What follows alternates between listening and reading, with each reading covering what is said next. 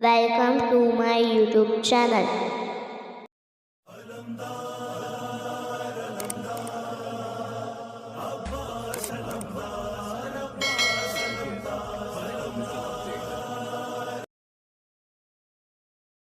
بسم اللہ الرحمن الرحیم والشمس والضحاہا والقمر اذا تلاہا والنہار اذا جلاہا واللیل اذا یغشاہا صلی محمد۔ تمام حمد و ثنا ہے اس رب دو جہاں کے لیے کہ جو اس کا خالق بھی ہے اور نگہبان بھی، اور درود و سلام محمد و آل محمد پر، اللہم صلی علی محمد، کہ جنہوں نے اس کے دین کو ہم تک پہنچا دیا جیسا کہ پہنچانے کا حق تھا۔ عزیزان گرامی قدر، ان ذوات مقدسہ کا تذکرہ ہے کہ جو ہیں تو بندگان خدا مگر کام خدائی کے کرتے ہیں۔ کیا خاص تفاوت ہے عام خلق خدا میں اور اس عظیم ذاتوں کے لیے کہ جس کو خدا نے کہا کہ جب کچھ نہ تھا تو میں نے تمہیں خلق کیا۔ عجب معاملہ یہ ہے کہ جس ذات کا تذکرہ ہے اس ذات کے لیے کیسے کوئی لب کشائی کرے، کیسے کوئی فضیلتیں بیان کرے کہ جس کے لیے معصوم کی زبان سے یہ جاری ہو جائے کہ ہماری جدہ کی مثال لیلۃ القدر ہے، کہ جس کے لیے خدا کہتا ہے کہ وما ادراک ما لیلۃ القدر، تم کیا جانو کہ لیلۃ القدر کیا ہے۔ یہ خدا کا سوال کرنا گویا بتا رہا ہے کہ کچھ راز الہی ہیں، یہ سر الہی ہے جس ذات کا تذکرہ ہے، یہ راز الہی ہے، اور راز الہی بھی ایسا ہے کہ جب مقام تفاخر میں مولا کائنات حضرت علی ابن ابی طالب علیہ السلام صلی اللہ محمد اپنی فضیلتوں کا تذکرہ کرتے ہیں، جب فضیلتیں بیان کرتے جاتے ہیں زہرا فرماتی ہیں بے شک یا علی یہ فضیلت آپ ہی کے لیے ہے، پھر دوسری فضیلت بے شک یا علی یہ فضیلت آپ ہی کے لیے ہے۔ جب ساری فضیلتیں سن لیں تو فخر کس کا تھا؟ زہرا ہی کا ہی فخر تھا کہ شوہر نامدار کی فضیلتیں شوہر کی زبانی سن رہی تھیں، لیکن ایک دفعہ روکتے ہوئے گفتگو کہا کہ یا علی آپ کی تمام فضیلتیں بجا، لیکن یا علی خدا نے آپ کے نور کو پاک صلبوں اور پاک رحموں میں سفر کرایا۔ یا علی آپ کے پاک نور کو خداوند عالم نے پاک صلبوں اور رحموں میں سفر کراتے ہوئے یہاں لایا ہے۔ یا علی میرے نور کو خدا نے اتنا بھی گوارا نہیں کیا کہ کسی معصوم کی صلب میں بھی لا سکے۔ کیا رضا، کیا مقام سیدہ تو دیکھیں کہ جس کو رسول کے لیے کہے، پروردگار کہہ رہا ہے اے رسول ہم تمہیں ان قریب کچھ ایسی نعمت عطا کریں گے کہ تم ہم سے راضی ہو جاؤ گے۔ عجب ذاتیں ہیں یہ کہ یوں تو تمام مخلوقات خدا کی رضائیت ڈھونڈتی ہے، نماز پڑھتے ہیں قربتاً اللہ، روزہ رکھتے ہیں قربتاً اللہ کہ اللہ کی قربت مل جائے۔ یہ معاملہ عجب ہے، ہر شخص خدا کی رضا کے لیے دوڑا پھر رہا ہے، عبادتیں کر رہا ہے۔ یہ ذاتیں ایسی ہیں جن کی رضائیت خدا ڈھونڈ رہا ہے، خدا چاہتا ہے کہ یہ مجھ سے راضی رہیں۔ عجب احسان کر گئی ہیں یہ ذاتیں اہل بیت علیہم السلام کی، عجب احسان کر گئی ہیں کہ مقصد خلقت حیات پورا نہ ہوتا اگر خدا ان ذوات مقدسہ کو خلق نہ کرتا۔ اور جب یہ ذاتیں خلق ہوئی ہیں تو عجب مرحلے پہ کہا گیا کہ لولا کا کما خلقتک الافلاق، اے محمد میں اس افلاق کو خلق نہ کرتا اگر تجھے خلق نہ کرتا۔ عجب جملہ ہے، اور اے محمد میں تجھے خلق نہ کرتا اگر علی کو خلق نہ کرتا۔ عجب معاملہ ہے، اے محمد نہ میں تجھے خلق کرتا نہ علی کو خلق کرتا اگر میں فاطمہ کو خلق نہ کرتا۔ کسی خوبصورت گفتگو کرتے ہوئے ایک عالم نے کہا تھا، کبھی اس زاویے سے بھی دیکھیں کہ محمد علی کے لیے کیا کہہ رہے ہیں کہ علی اور میں ایک ہی نور سے ہیں، انا و علی نور واحد، میں ایک ہی نور سے ہیں، ایک ہی نور سے ہیں۔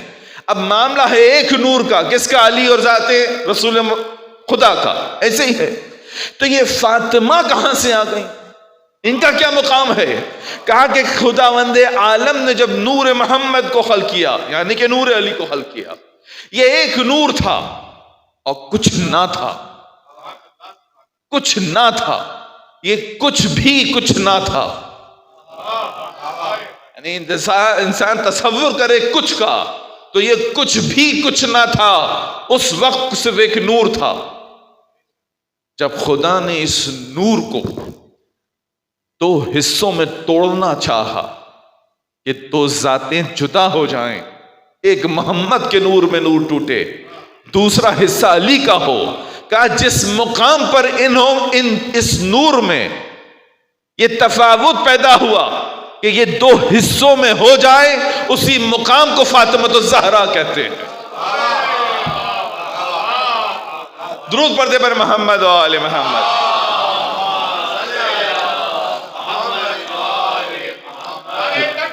اللہ اکبر۔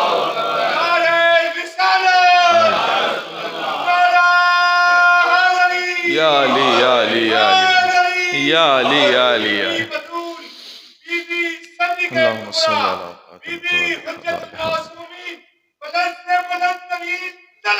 اللہم صلی علی فاطمہ عجب معاملہ ہے، فضیلتوں کی انتہا ہے کہ امام باقر علیہ السلام فرماتے ہیں اللہم صلی علی محمد و آل محمد۔ یہ جملے عجب ہیں، دفعہ درود پڑھتے پر محمد۔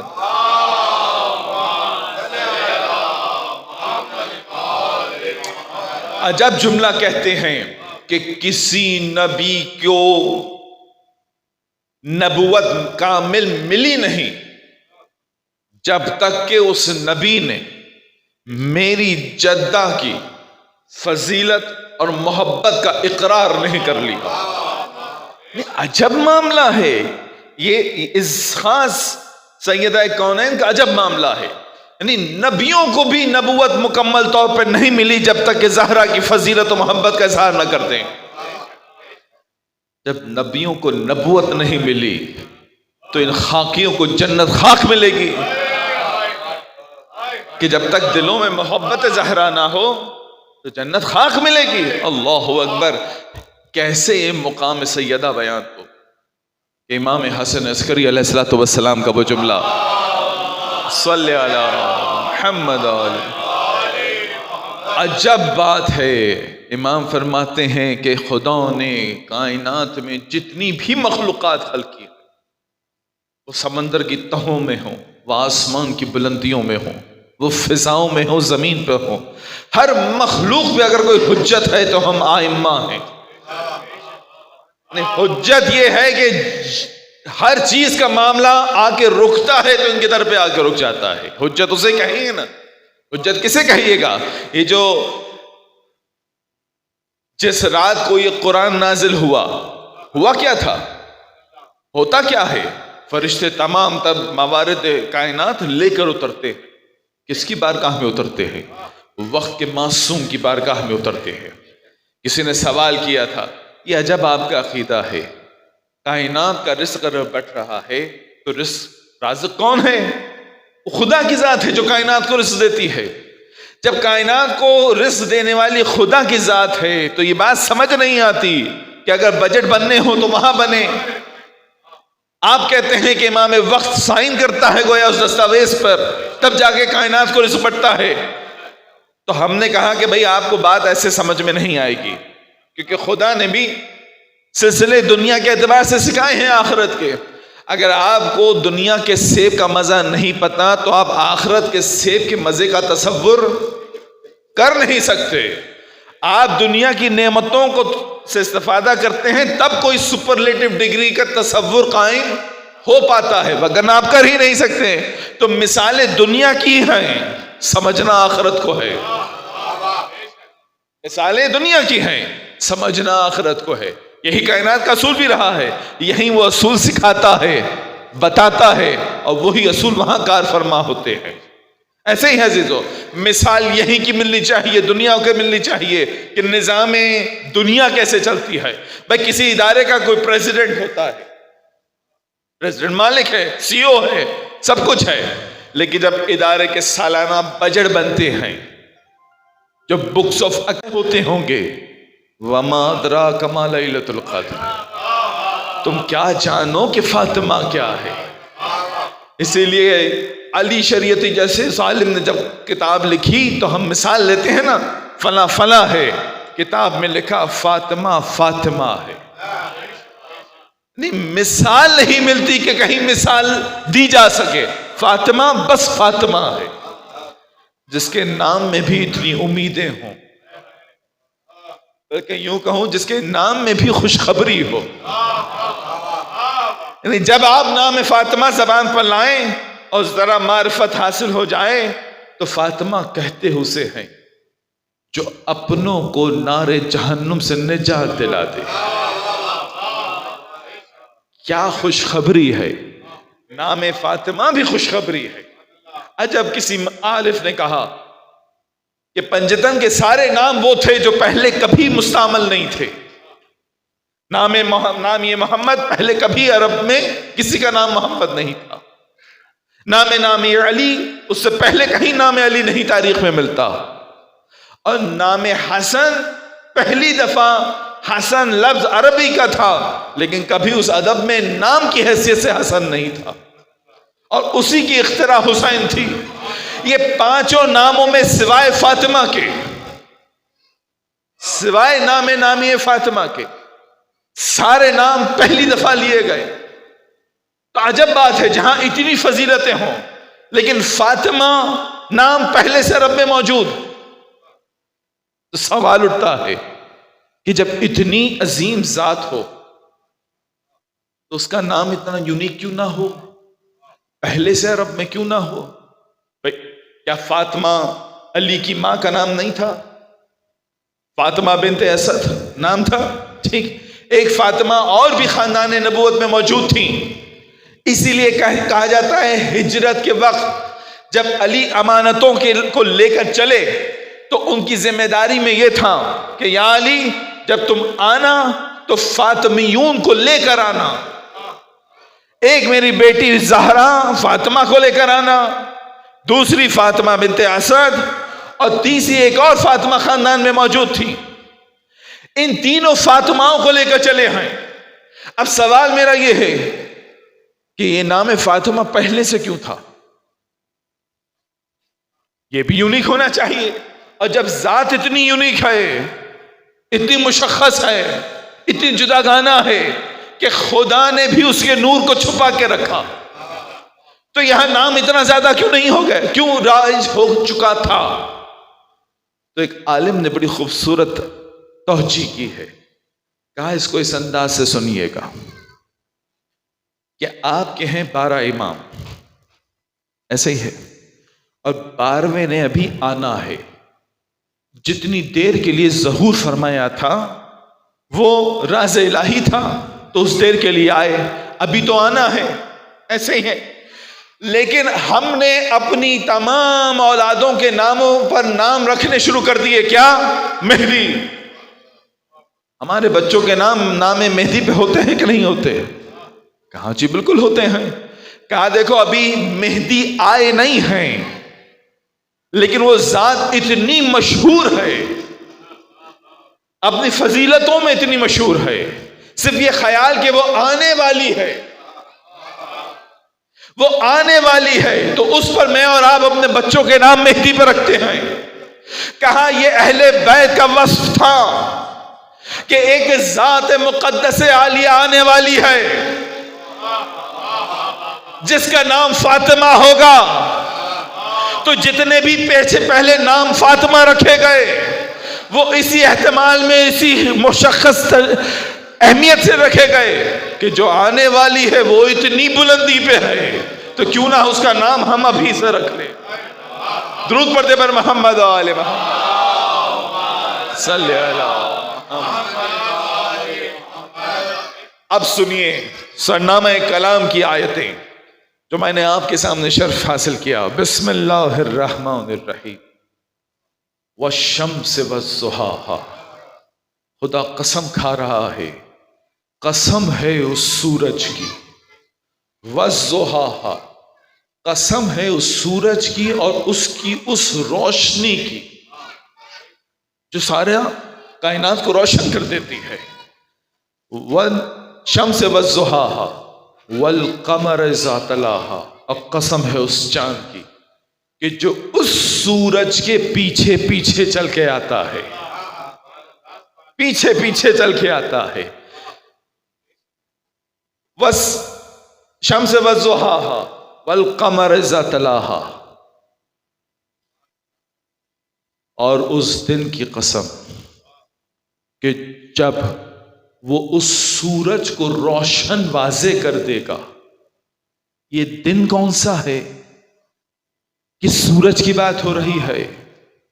اور پھر آخر میں واللیل اذا یغشاہا، اور اس رات کی قسم جو اس سورج کو غالب آ جائے گی، اس سورج پر کو لپیٹ لیتی ہے. عجب معاملہ ہے. قسم ہے سورج کی اور اس کی روشنی کی. ہر چیز کا ایک ظاہر ہوتا ہے اور ایک باطن ہوتا ہے. معصوم فرماتے ہیں، اور آج تک فزکس نے بھی غالباً کہا کہ قرآن کہہ رہا ہے چاند کی قسم جو سورج کے پیچھے پیچھے آئے. آج سائنس نے کہا کہ اس کی تصدیق کرنی میری ذاتی طور پر باقی ہے. کہا چاند سورج کے پیچھے نہیں ہوتا، سورج چاند کے پیچھے ہوتا. یہ جو ہمارے اجرام فلکی کے حساب سے چاند پہلے ہے اور پھر سورج ہے، اور اس کو دلیل بناتے ہوئے کہتے ہیں کہ یہ قرآن میں جو یہ کہا گیا ہے کہ والشمس والضحاہا والقمر اذا تلاہا، اور اس چاند کی قسم جو اس سورج کے پیچھے پیچھے آئے، تو سائنس اور فلسفی یہ کہتی ہے نہیں، چاند آگے ہے سورج پیچھے ہے. تو یہ آیت کا مصداق کون ٹھہرا؟ پھر معصوم کی روایت آتی ہے، کہا یاد رکھو اس سورج سے یہ مراد نہیں ہے جو تمہارا سورج ہے. اس سورج کے سے مراد ہمارے جد امجد حضرت محمد مصطفیٰ صلی اللہ علیہ وسلم، مراد پیغمبر اکرم ہے. اور خدا قسم کھا رہا ہے اپنے محمد کی اور اس کی روشنی کی جو ہدایت کی روشنی اس سے پھیلی ہے، اس کی قسم. اور پھر کہا اس چاند کی قسم، چاند سے مراد کوئی اور نہیں، وہ وہی ہے کہ جس نے مقام فخر میں کہا تھا میں علی وہ ہوں کہ جو نبی کے پیچھے ایسے چلتا تھا کہ جیسے اونٹنی کا بچہ جس سے پیچھے چلتا ہو. اب سمجھ میں آیا یہ پیچھے چلنے کی روایت علی نے کیوں بیان کر دی کہ میں محمد کے پیچھے پیچھے چلتا ہوں. جس طرح سے سورج کی قسم کھائی گئی اسی طرح اس چاند کی قسم کھائی گئی ہے کہ یہ وہی ولایت ہے جو نبوت کے پیچھے ایسے چلتی ہے کہ جیسے اونٹنی کے پیچھے اس کا بچہ چلتا ہے. خدا قسم کھاتا ہے اس نبی کی، قسم کھاتا ہے اس نبی سے نکلنے والی ہدایت کی روشنی کی، قسم کھاتا ہے اس ہدایت کی چلنے والے کی، اس ولایت کی قسم کھا رہا ہے. اور کہتا ہے وَالنَّهَارِ إِذَا جَلَّاهَا، اور اس دن کی کہ جب وہ اس سورج کی حقیقت کو واضح کر دے گا. یہ کون سے دن کی بات ہو رہی ہے؟ معصوم فرماتے ہیں یہ وہی دن ہوگا کہ جب میرا اور آپ کا آخری امام، امام وقت، امام مہدی آخر الزمان،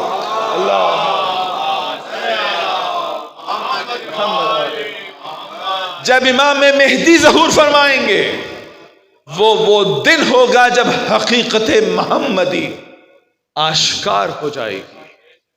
ابھی حقیقت محمدی آشکار نہیں ہوئی ہے، جب آخری محمد آ جائے گا تب گویا محمد کے تمام تر ٹکڑے مل جائیں گے، اور پھر جو یہ سورج اپنی تمازت حیات دے گا تو کائنات مستفیض ہوگی۔ اس دن کی قسم۔ پھر کہا واللیل اذا یغشاہا، زمین پلٹ رہی ہے بار بار اسی سورج کی جانب، چاند کی زمین بھی سورج کی جانب، دن کی زمین بھی سورج کی جانب۔ اس رات کی قسم کہ جو اس سورج کو بھی اپنی چادر پہ ڈھانپ لیتی ہے۔ معصوم فرماتے ہیں ڈھونڈو اس ذات کو کہ جس نے، وہ کون سی رات تھی، وہ کون سی چادر تھی کہ جس نے اس آفتاب کو بھی اپنے سائے میں کر لیا تھا۔ خدا قسم کھا رہا ہے، یہ جو چادر یمنی کہلاتی ہے نا، یہ یمن کی نہیں ہے، وہ چادر یمانی ہے۔ عربی میں یمانی دائیں حصے کو کہتے ہیں، یمین و شمال، دائیں طرف اور بائیں طرف دیکھنا۔ یمین کہتے ہیں دائیں طرف کو۔ جب پیغمبر نے آ کر کہا تھا کہ میں اپنے بدن میں ذوف محسوس کر رہا ہوں، زہرا اپنی وہ چادر لے آ کہ جو عرش کو دائیں طرف سے ڈھانپ لیتی ہے۔ اوئے ہوئے ہوئے، وہ کیا کیفیت ہوگی جس کی خدا قسم کھا رہا ہے۔ یہ زہرا کی وہ چادر ہے کہ جس چادر میں آفتاب کو چھپا دیا گیا ہے، آفتاب کو چھپا دیا ہے۔ اللہ اکبر، کتنے صیغے راز ہیں، عجب عجب معاملات ہیں۔ جو آ رہا ہے اجازت طلب کر رہا ہے۔ کیا کبھی پہلے اجازت طلب کی ہے؟ کیا علی نے کبھی رسول خدا کی محفل میں آتے ہوئے اجازت طلب کی؟ نہیں کی۔ اچھا کبھی حسن و حسین تو نانا کے دلارے ہیں، ان کو اجازت کا کیا معاملہ ہے؟ ممبر پر رسول ہوں اور مسجد چھلک رہی ہو، خطبہ جاری ہو اور زبان محمد بغیر وحی الہی کے جاری ہوتی نہیں، اس کا مطلب وحی کا سلسلہ ہے جو مسلسل جاری ہو۔ ایسے میں وہ بچہ پھلانگتا ہوا آتا ہے، ادھر اس کا پاؤں پھنسا، وہ گرا، ادھر نبی اترنے کے بعد گود میں لیا اور لا کر زانوں پہ بٹھایا۔ اب خطبہ اور وحی ادھر ادھر، گفتگو ہے تو صرف ادھر۔ پہچان کر رہا ہے کہ جان لو کہ یہ ہے حسین۔ کیا حسین اجازت لیتے تھے کہ نماز ہو رہی ہو؟ یہ گھرانہ ایسا ہے کہ جہاں فضیلتوں کا عمر سے کوئی تعلق نہیں، ایسے ہی ہے نا؟ تو جب یہ بچے تھے، بظاہر کمسن تھے، تب تو اجازت طلب نہیں کرتے تھے، دوران نماز آتے تھے، پشت پہ سوار ہو جاتے تھے۔ کبھی اجازت لی؟ بھئی محو عبادت ہیں، کیا حسین کو نہیں معلوم ہے، مگر بتانا چاہتے ہیں کچھ اور حقیقت الہیہ ہے جو واضح ہونی چاہیے، کچھ راز ہیں جو قوم تک پہنچ جانے چاہیے۔ نماز کی اصل روح پہچانوانی تھی تو حسین کو پشت پہ سوار کرا لیا۔ جب یہ اجازت نہیں لیتے تو آج چادر میں آنے کی اجازت کیوں لے رہے ہیں؟ گویا تمام کا آنا اور آنے کے بعد اجازت طلب کرنا، یہ پیغمبر سے اجازت نہیں لی جا رہی ہے۔ بتانا چاہ رہے ہیں کہ قصہ سیدہ کی اہمیت کیا ہے، چادر سیدہ کی اہمیت کیا ہے، اور یہ چادر سیدہ کی اہمیت ہی تو ہے۔ کبھی کسی نے کہا کہ اہل بیت سے ہمیں اخلاقیات دیکھنے چاہیے۔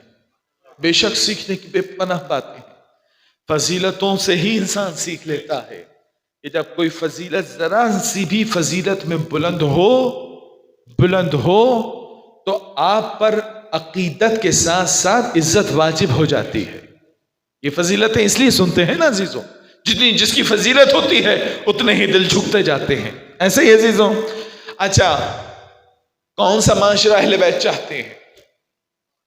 اہل بیت اس دنیا کے لیے بھیجے گئے نا. اچھا کس کے لیے؟ نہیں، ہمارے اور آپ کے لیے بھیجے گئے.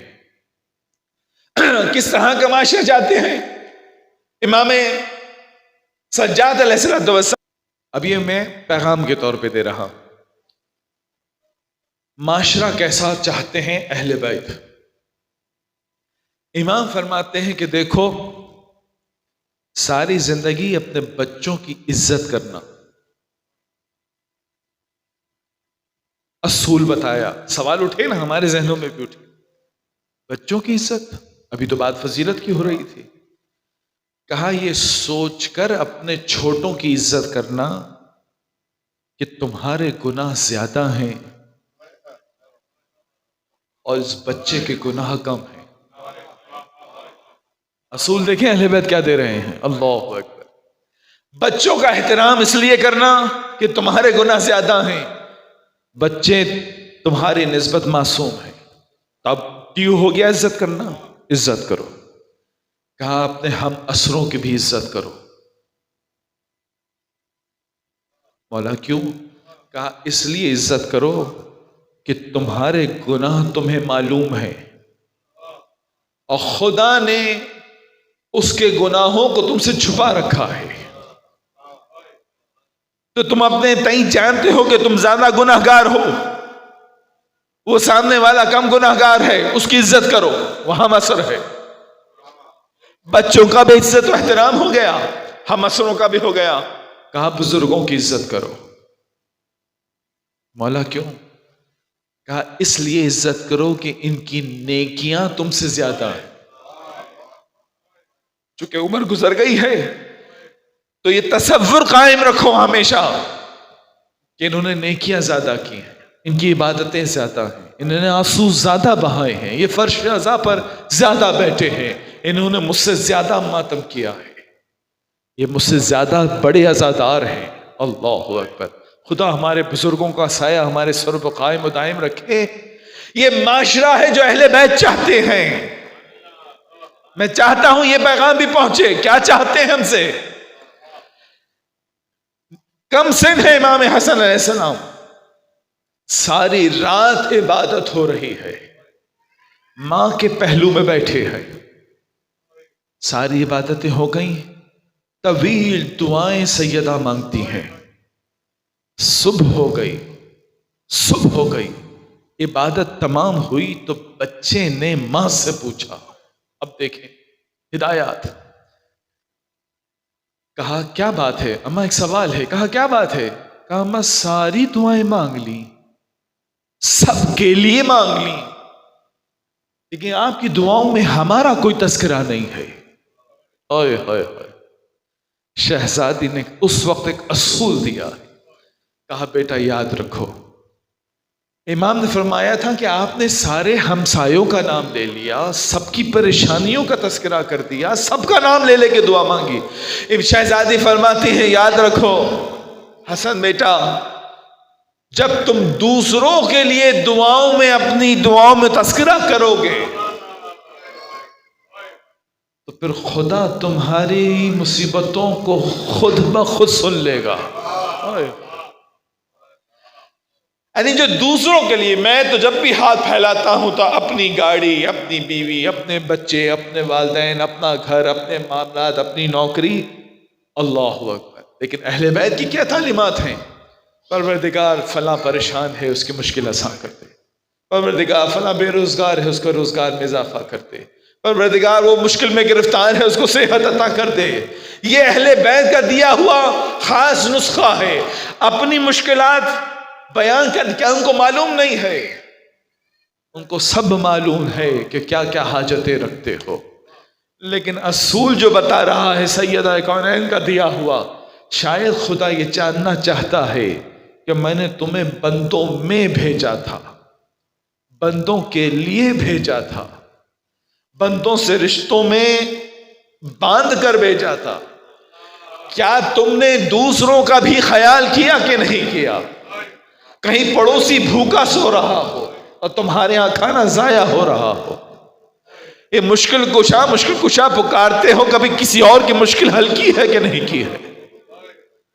یوں تو علی کو بہت پکارتے ہو اپنی ہر مشکل میں، کبھی تم نے کسی کی مشکل کشائی کی ہے کہ نہیں کی ہے؟ اگر نہیں کی ہے تو حق نہیں بنتا علی کو بار بار بلانے کا.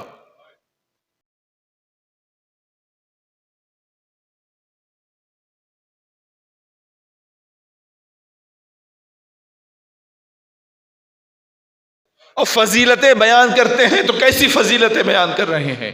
روزانہ فجر کا وقت ہوتا تھا، مسجد جھلک رہی ہوتی تھی.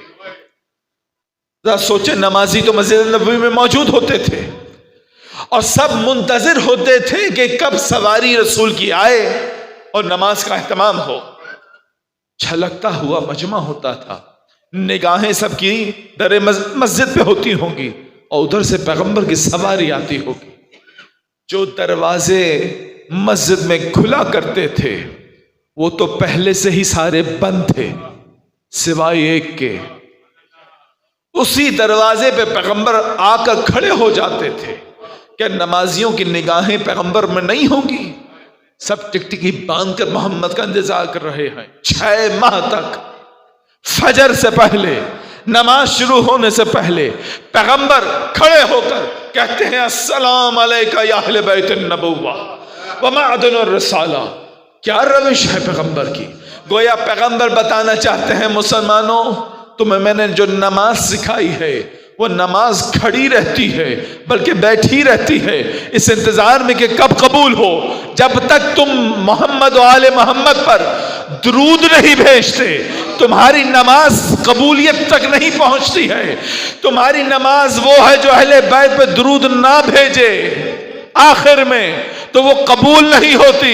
مجھ محمد کی نماز شروع نہیں ہوتی جب تک میں در زہرا پر آ کر سلام نہ کر لوں.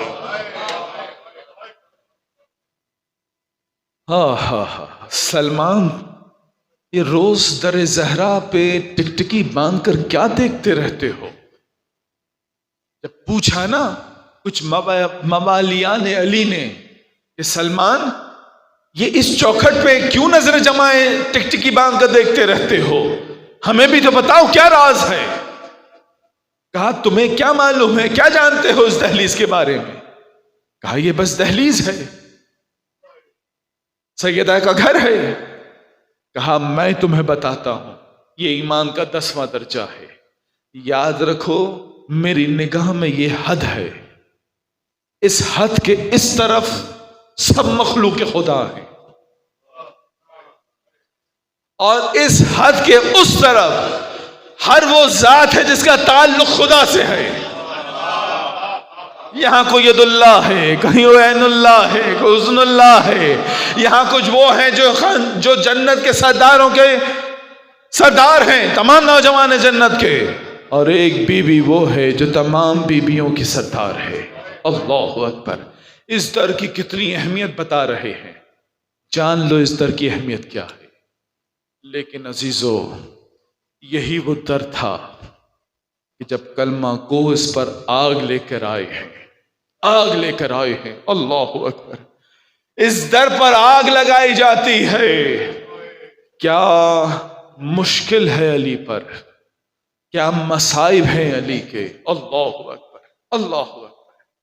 اسی ذاکر کا جملہ مجھے یاد آ رہا ہے. کہنے لگے کہ تمہیں معلوم ہے اہل بیت میں 3 جنازے ایسے ہیں کہ جب ان کو غسل دیا جا رہا تھا تو جو معصوم ذات انہیں غسل دے رہی تھی تو وہ ایک دفعہ تڑپی ہے اور تڑپ کر اس نے پکارا ہے اللہ اکبر، اللہ اکبر. کہا جانتے ہو پہلی ذات کون سی ہے؟ کہا پہلی ذات سید سجاد کی ہے. اللہ اکبر. جب جناب باقر نے اپنے بابا کو غسل دینا چاہا اور وہ جب لبادہ اتار کے غسل دینا چاہا، جیسے ہی نگاہ پشت پر پڑی ہوگی تو تڑپ کر باقر تڑپے اور کہا بابا، ارے بابا کتنے تازیاں نے کھائے کہ ابھی تک زخم تازہ ہے. ارے وہ گردن جس میں خاردار توخ ہے. ارے باقر اس گردن کو دیکھ کر گھبرا کر روتے ہوئے کہتے ہیں ہائے میرے بابا سجاد، کتنے مظالم ڈھائے گئے، اجرکم اللہ. دوسرے جانتے ہو خاندان اہل بیت میں جب غسل دیا جانے لگا تو جانتے ہو شام کا زندان تھا. ارے ایک چند سالہ بچی جو حسین کی یتیمہ تھی، غسالہ نے آ کر جیسے ہی کرتا اتارنا چاہا، ادھر کرتا کھینچا، سکینہ کا لاشا کرتے کے ساتھ. ہائے کیا اس بچی کو کوئی مرض تھا؟ ارے سید سجاد، ارے نہیں، اس بچی نے بھی اتنے تازیہ دیکھا.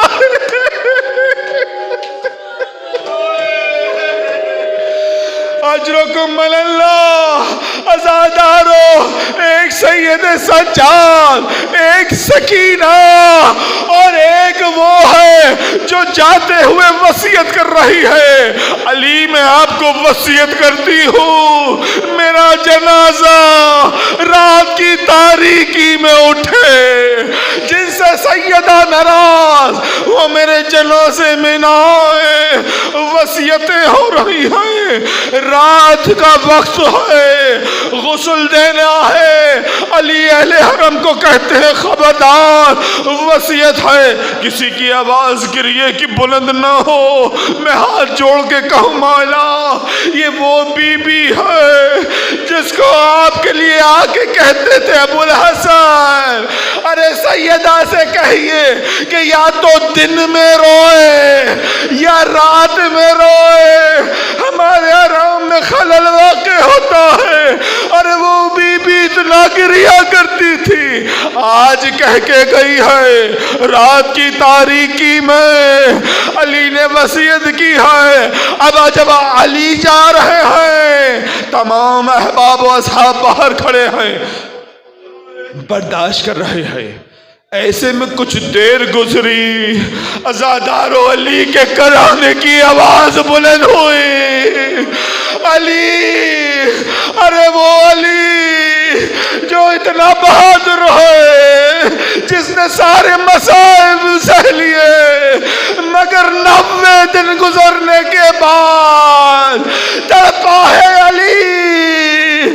سلمان نے پوچھا مولا ہمیں تو خاموش کرا کے گئے تھے، تڑپ کر کہتے ہیں ارے زہرا کا زخم ابھی تک تازہ. اجرکم اللہ. ازادارو آؤ بچوں آؤ، ماں کا آخری دیدار کر لو. زینب آئی، ام کلثوم آئی، حسن آئے، گریا ہو رہا ہے، ماں کا آخری دیدار کر لو. ازادارو اتنا لاڈلا ہے حسین، جب نہیں دکھا تو علی نے کہا حسن بیٹا حسین کہاں ہے، حسین کہاں ہے؟ کہا بابا حسین اپنے حجرے میں ہے. بیٹا حسین آؤ، ماں کا آخری دیدار. کہا جب تک میری ماں مجھے نہیں پکارے گی حسین اپنی ماں کا دیدار. ارے بندے کفن ٹوٹے تو ہاتھ برآمد ہوئے. آ میرے لال حسین، آ میرے جگر گوشہ حسین، اے میرے پیاسے حسین، اپنی ماں سے رخصت ہو.